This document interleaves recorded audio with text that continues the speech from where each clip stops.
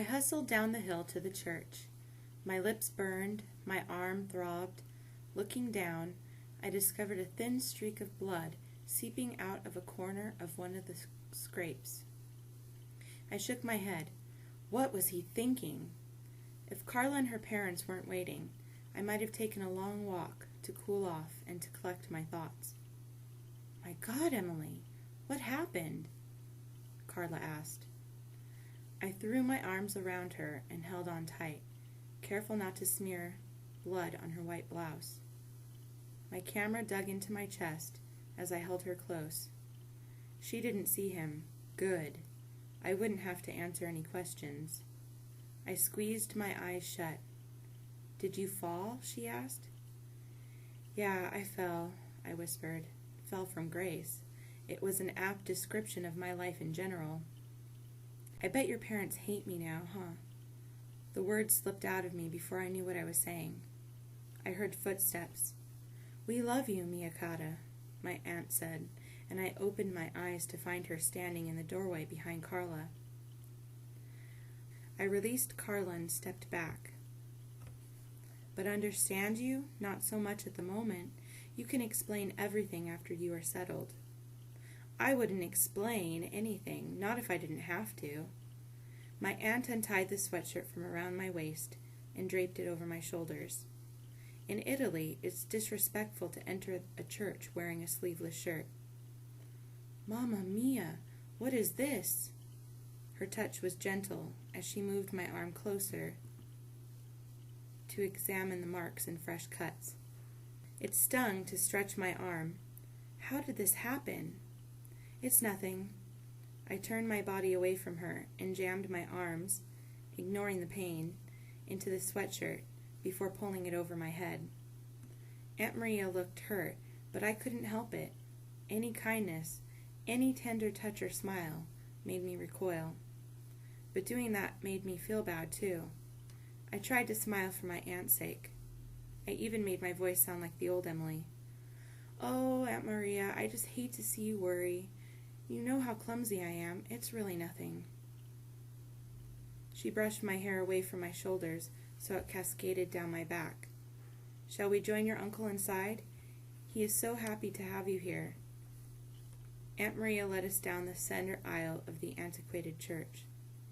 The high walls, cool shades of gray and blue, were made of stone and curved to form an arched ceiling.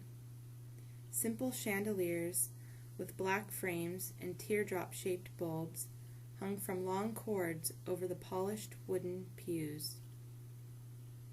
Uncle Paolo and Father Rossi stood at the foot of the altar. The stained glass window behind them lit the otherwise dim church with a dazzling mosaic of color. My uncle smiled at me. Here she is. Uncle Paolo was on the larger side, not fat, but thick from a desk job at the bank and many years of Aunt Maria's indulgent cooking. His cheerful eyes appeared huge through his gold-rimmed glasses. Here is my niece, all grown up since the last time we saw her. He patted me softly under my chin, and as I set my heavy backpack onto the closest pew, Uncle Paolo explained, This is Father Rossi, the same priest who married your Nono and Nona 40 years ago. As Father Rossi smiled, the wrinkles deepened around his mouth and eyes. I still remember your grandparents' wedding. He took my hands and gave them a light squeeze. They were so eager, so in love, and not much older than you, I think. Uncle Paolo laughed. Don't give her any ideas, Father. I forced myself to smile at the joke, while the others chuckled. No, it's college first these days, isn't that right, young lady? Father Rossi asked, and I nodded. He squeezed my hands again before letting go. Education is important, but do not forget to explore while you are here. There is so much for you to see in this city that will teach you about Italian culture and God. Carla said, Oh, don't worry, Father. I will make sure she explores. I can't wait to show her everything. Carla bounced up and down and clasped her hands at her chest. The Boboli Gardens, the Ponte Vecchio, our beautiful piazzas. the giant corn maze in the countryside, and of course, gelato. There is so much to see and do, and eat. Oh, and I can't forget about opera. I swallowed hard. Opera? You'll love it, I swear. And where will you girls find the time for these adventures? Aunt Maria wondered. You are both back in school on Monday. On the weekend, Mama, relax. Besides, Emily's an A student, you know that. Aunt Maria crossed her arms around her thin frame, looking more like my mother in that moment than usual. She was the eldest of my mother's sisters, and wisps of gray hair were beginning to show through the black. Although my mother's brown eyes had grown cold over the years, I still felt the warmth in Aunt Maria's. Unfortunately, I also saw the worry in them. Emily is an excellent student, Uncle Paolo agreed. Maybe she'll rub off on you, Carla rolled her eyes at him. Turning to Father Rossi, she said, Did Babbo tell you that Emily is going to Leonardo with me? She won a scholarship to pay for her tuition and everything. That was the story we had agreed to stick to, unless the Italian media found out about my troubles back home. But knowing my recent luck, I wouldn't be surprised if a mob of reporters flooded into the church at any moment. So I hear, Father Rossi looked at me and said, and I also hear you are a great writer and photographer like your father. I shrugged and said, I wrote for my school newspaper. Maybe one day you will be a governor like him? He asked. I doubt it. I smiled politely.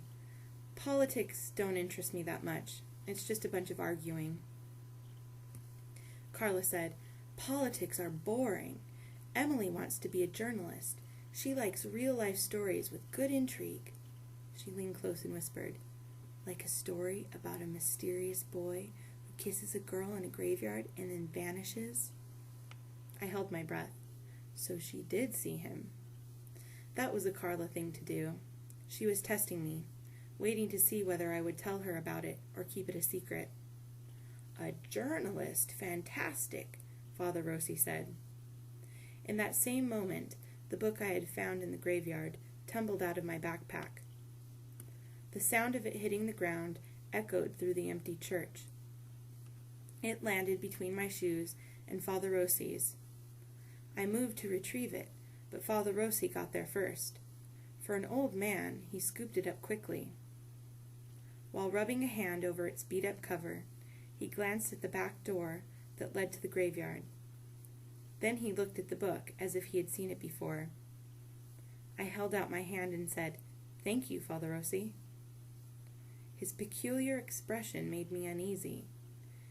Did you enjoy your tour of the graveyard, my dear? I nodded, keeping my hand outstretched, waiting. I couldn't explain why I felt the book was mine to keep, but I did. At last, Father Rossi returned the book, though he kept his eyes fixed on it as I put it away. He cleared his throat and smiled at us, but his voice turned suddenly serious. Maria, you are in charge of the church committee until Alessandra returns from Milan? Yes, she responded, anxious to hear his news. Giuliana De Luca passed away last night. Is it possible for you to visit Signore De Luca's home this evening with a meal? He is quite alone in the world now, Maria, and he is not taking it well. Poor Signore De Luca! Aunt Maria's face took on genuine concern. And when she looked at Uncle Paolo, he placed a consoling hand on his wife's shoulder. I watched them, thinking of my own parents. Will you accompany to my office? I will find Signore De Luca's address for you. Father Rossi led her to a side door. You think this might take a while, Babbo? Carla asked her father. Uncle Paolo sat down and spread his arms across the back of the pew. I think you are wise. You know he misplaces everything, including his sermons. It's so stuffy in here. Can I have the keys? I'm going to get my water bottle from the car. Ah, you think you can trick me, water bottle? You want to read the end of that romance novel of yours, don't you? Carla smiled and rolled her eyes. Babbo, keys? He reached into his pocket to retrieve the keys and tossed them to his daughter. "Come on," Carla said to me. "Let's wait in the car." Once inside the car, she put the keys in the ignition, turned up the music, and handed me a pack of gum. "You weren't going to tell me about him," she prodded. I knew it. I popped 2 pieces of gum into my mouth. "About who?" "Who? Mio Dio, really, Emily? Mr. Tall, dark, and handsome, the one who kissed you? How quickly you forget." I hadn't forgotten. "Oh, him." I sighed, and then groaned. "Well, why did you pretend not to see him?" "I thought you would tell me. But you are not yourself right now. I can tell you don't want to talk about it." She turned her wide brown eyes on me. I knew that look. She wanted me to empty my heart and soul into her lap so she could fuss over me. I looked away, and she continued on about the kiss. "It's so romantic," Carla breathed. "Your first day in Italy, and you are already charming all the boys." "One boy, and it wasn't romantic. It was creepy, Carla. Creepy. I guess you don't know the difference?" "He looked hot to me." As if being hot gave him the right to sexually harass me. "How do you know? You were all the way down the hill, and the sun was in your eyes. How do you know he didn't have warts all over his face?" I have a sixth sense when it comes to hot guys. I really do. Warts? Gross. Why did you put that image in my mind? Please, fill it with something better. He was hot, wasn't he? I wasn't going to lie to my cousin by saying he wasn't, so I feigned indifference and watched the traffic pass by. I shook my head and clenched my fists. He could have had the decency to apologize or explain.